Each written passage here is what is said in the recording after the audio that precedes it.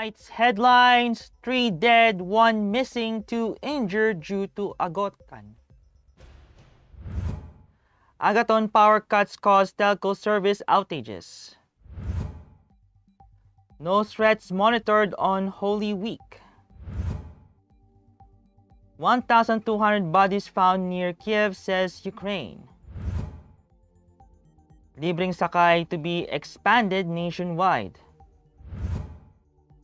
Durant, Irving led nets over Pacers. And Taiwan locators urged to invest in Luzon. Good evening. Today is Monday, April 11, 2022. I'm Miguel Pautagoran and this is Tribune News on Q. Here are the stories for this evening. The National Disaster Risk Reduction and Management Council or NDRMC, on Monday said the number of reported dead due to the tropical depression Agaton has climbed from 1 to 3. The NDRMC added that 1 was reported missing and 2 were confirmed injured. These reports in Davao region are still for validation.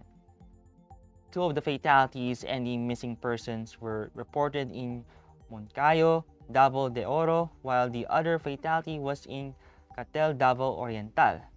3 fatalities were earlier reported in Basay, Negros Oriental, but these are currently not in NDRMC's report. A total of 136,390 people or 86,515 families were affected by Agaton in 201 barangays in Western Visayas, Central Visayas, Eastern Visayas, Northern Mindanao, Davao, Socsargen, Caraga, and Bangsamoro. Power cuts caused by Tropical Depression Agaton have caused the outage in mobile services in several areas, telecommunication firms announced Monday. Ayala-led Globe Telecom Inc. said call and text services were reported as of 9 a.m. on Monday, April 11 in 24 towns in Leyte, 16 in Southern Leyte, 10 in Bohol, and 4 in Cebu. Data connection was also affected in 24 towns in Leyte, 15 in Southern Leyte, 10 in Bohol, and 2 in Cebu. The company said its technical and support personnel are on call to immediately restore communication services as needed in the areas affected by inclement weather conditions. Globe said it is also preparing free calls and charging stations in storm-hit areas, which will be deployed as soon as conditions improve. The National Capital Region Police Office or NCRPO said Monday that no threats have been monitored in connection with the observance of the Holy Week and the conduct of 2022 elections in Metro Manila so far. NCRPO Chief Police Major General Felipe Natividad said police personnel would still be deployed to different areas to ensure the security of both occasions. However, Natividad warned the public of possible incidents of robbery, which he said is common during these occasions. The NCRPO has deployed 11,000 police officers during the observance of the Holy Week. Meanwhile, the Philippine National Police has reported a total of 2,482 persons arrested due to violations of the election gun ban as of Monday. A total of 1,909 firearms were confiscated. Tribune News on Q will be back after these reminders.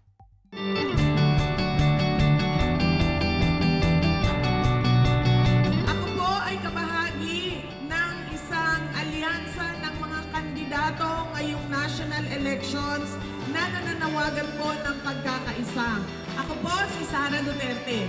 Handa po akong magserbisyo sa ating bayan. Hinihingi ko po ang tulong at suporta ninyo para sa pagka-vice presidente ng ating bansa.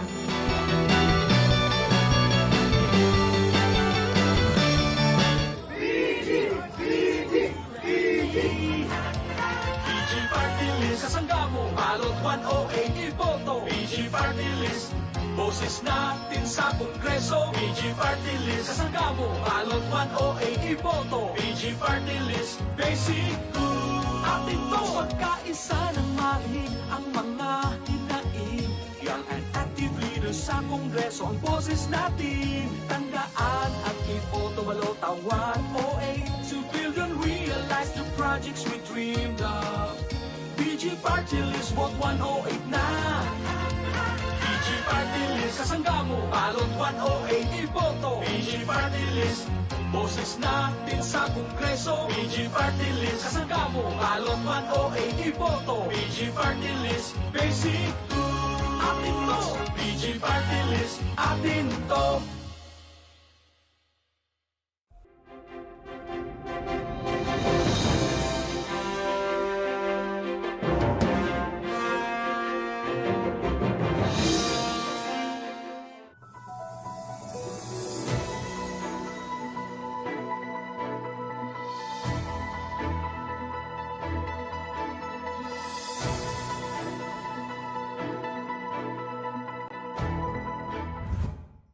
In other news, Ukraine said it had found more than 1,200 bodies in Kyiv region, the scene of atrocities allegedly committed by Russian troops, as residents in the country's east braced or fled ahead of an expected massive offensive. Heavy bombardments hammered Ukraine through the weekend, adding mounting to casualties 6 weeks into Russia's invasion of its neighbor. Shelling claimed 2 lives in northeast Kharkiv on Sunday morning. Regional Governor Oleg Singobov said the day after 10 civilians, including a child, died in bombing southeast of the city. In Dnipro, an industrial city of around 1 million inhabitants, a rain of Russian missiles nearly destroyed the local airport, causing an uncertain number of casualties, local authorities said. The Department of Transportation, or DOTR, said it is set to expand this week the routes nationwide that will offer free rides to passengers under the third phase of its service contracting program. DOTR Undersecretary Mark Steven Pastor said Libreng sakay initiative among public utility vehicles such as a modern and traditional jeepney, UB Express, and buses started on Monday. To recall, the Land Transportation Franchising and Regulatory Board on Saturday said the EDSA bus carousel route will be among the first routes to be activated in the initiative. In the next few days, the LTFRB will open the NLEX to Metro Manila service route for the free ridership program.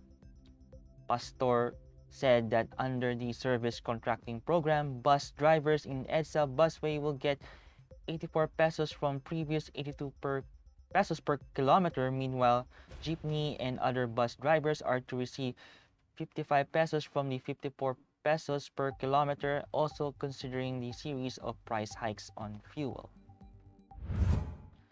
In sports, Kyrie Irving and Kevin Durant combined for 55 points as the Brooklyn Nets held off a rally from the Indiana Pacers on Sunday to seal 7th place in the Eastern Conference and clinch home advantage for next week's play-in.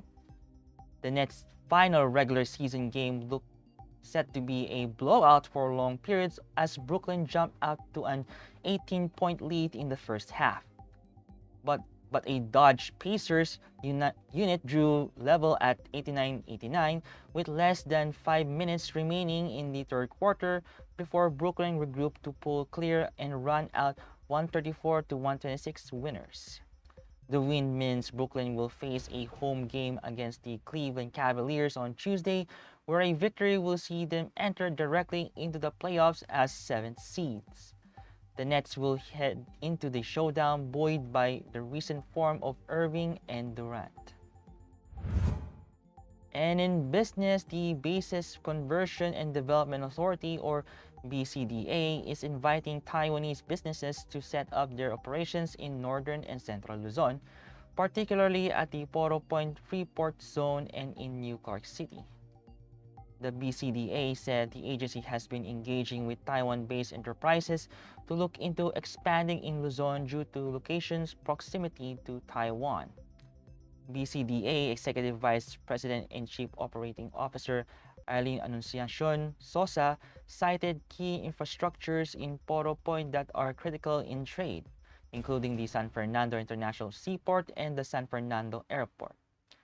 The seaport can accommodate all types of vessels in its 3 piers, while the 40.5-hectare airport is positioned as an aviation training destination. The Poro Point Freeport Zone also boosts the San Fernando Ferry Port Terminal, a 35 million peso project in partnership with the Department of Transportation. That wraps up the stories tonight.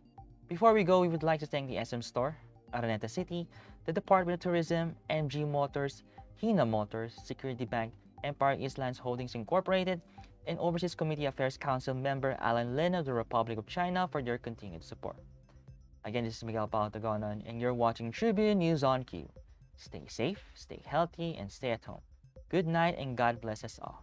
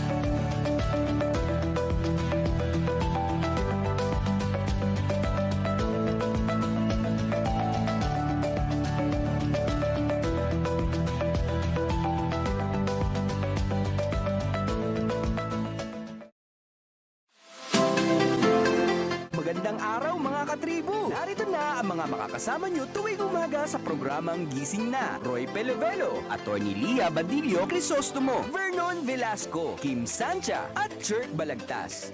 Abangan ang programang Gising Na sa Facebook page ng Daily Tribune. Ilabas na ang mainit na kape at samahan kami sa inyong pag-almusal, mga katribo. Simulan natin ang bawat umaga with good vibes sa mga informative and recreational segments ng aming programa. Maaari niyo rin ibahagi sa amin ang inyong opinion via Daily Tribune Facebook page at Tribune Now sa YouTube.